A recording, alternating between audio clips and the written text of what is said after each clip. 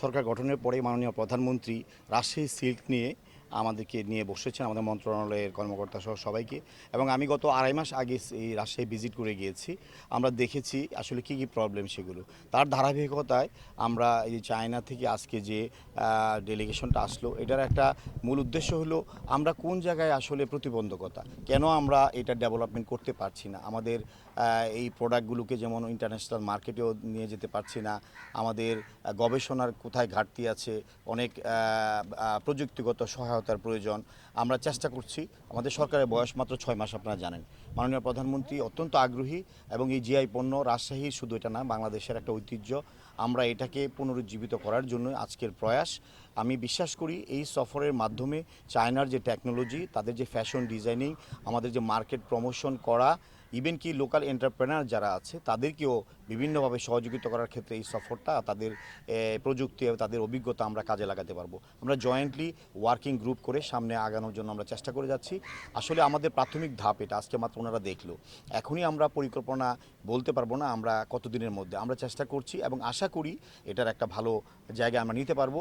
চেষ্টা তো অনেক হয়, চেষ্টার মধ্যে অনেক আন্তরিকতা থাকতে হয়, ফলো আপ থাকতে হয়।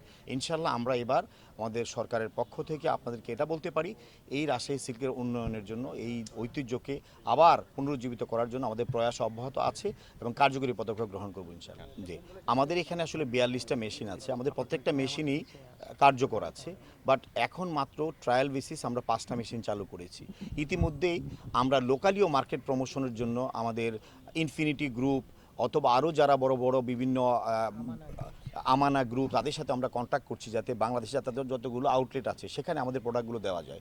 আমরা নিজেরাই প্রথমত চেষ্টা করব আমাদের এই 5টা থেকে এটা খুব অল্প সময়ের মধ্যে 20টা মেশিনে নেওয়া, পর্যায়ক্রমে এটাকে আরও বৃদ্ধি করা, 42টা মেশিনে চালু করা যায় কিনা।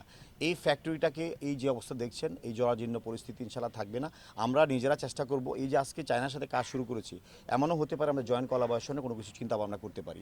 যদি প্রাইভেট সেক্টরেও কোনো চিন্তাভাবনা করতে হয়, বিনিয়োগকারী আনতে হয়, সে ব্যাপারে আমাদের চিন্তাভাবনা আছে। এবং আপনাদেরকে একটা ধারণা দিই, আপনারা জানেন যে আমাদের সরকার আসার পরে মাননীয় প্রধানমন্ত্রীর নির্বাচনী কমিটমেন্ট ছিল যে বন্ধ মিল কারখানা এগুলো চালু করা। ইতিমধ্যে আপনারা অনেকেই দেখেছেন, কিছুদিন আগে মাননীয় প্রধানমন্ত্রীর উপস্থিতিতেও আমরা খুলনা এবং সিরাজগঞ্জের 3টি মিল আমরা প্রাইভেট সেক্টরে চালু করেছি এবং আরও কতগুলো মিল প্রসেসিংয়ে আছে। এমনিভাবে প্রতিটা জিআই পণ্য, প্রতিটা ইন্ডাস্ট্রি যেগুলো শিল্প আমাদের ঐতিহ্য ছিল, হারিয়ে গেছে, সেগুলোকে চালু করার জন্য বিভিন্নভাবে তাদেরকে আবার সক্ষমতা ফিরিয়ে আনার জন্য আমরা কার্যকর পদক্ষেপ গ্রহণ করছি। অবশ্যই যেগুলো বন্ধ আছে, আমাদের যেগুলো সরকারি রাষ্ট্রায়ত্ত ছিল, এগুলো আমরা চেষ্টা করে যাচ্ছি। ইনশাল্লাহ খুব দ্রুত সময় আপনারা দেখতে পাবেন যেগুলো আমাদের রাষ্ট্রায়ত্ত। প্রাইভেট সেক্টরেও যারা চালাচ্ছেন তাদেরকে আমরা নীতি সহায়তা, বিভিন্ন ফাইন্যান্সিং, বিভিন্ন সহায়তার ক্ষেত্রেও আমরা সহায়তা চিন্তা ভাবনা করছি ইনশাল্লাহ। স্যার, এর মধ্যে রাজশাহী জুট মিল কিন্তু লিজ দেওয়া হয়েছে।